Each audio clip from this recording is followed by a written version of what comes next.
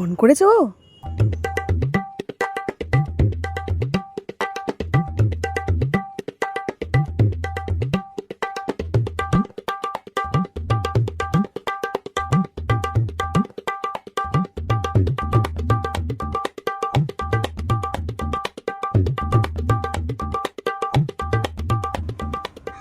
হ্যাঁ বলো। তুমি কি করছিলে বেবি? ঘুম থেকে উঠলাম। ঘুম থেকে উঠলে না? তোমাকে কত কিউট লাগে। তুমি যে কি বলো না। আচ্ছা তুমি খেয়েছো? না গো বেবি, এখনো লাঞ্চ এখনো হয়নি। লাঞ্চ করোনি? তোমার? আমার লাঞ্চ তুমি এখনো খাওনি, তো আমি কি করে এখন লাঞ্চ করবো বলো? আগে তুমি খাবে তারপর আমি খাবো।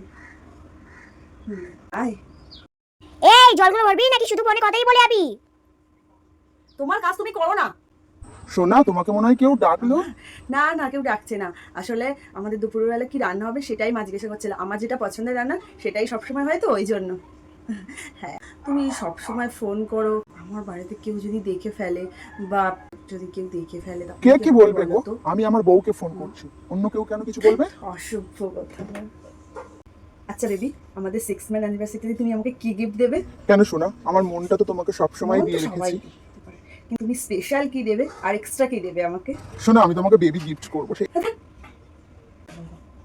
কি দেবো আমি? আমার কাছে কিছু নেই। সোনা প্লিজ, একটা একটা সোনা প্লিজ। আচ্ছা ঠিক আছে, একটাই হয়েছে, আর কিন্তু না। আমার কিন্তু খুব লজ্জা করে। তাহলে রাখি, আবার পরে ফোন করে কথা বলবো।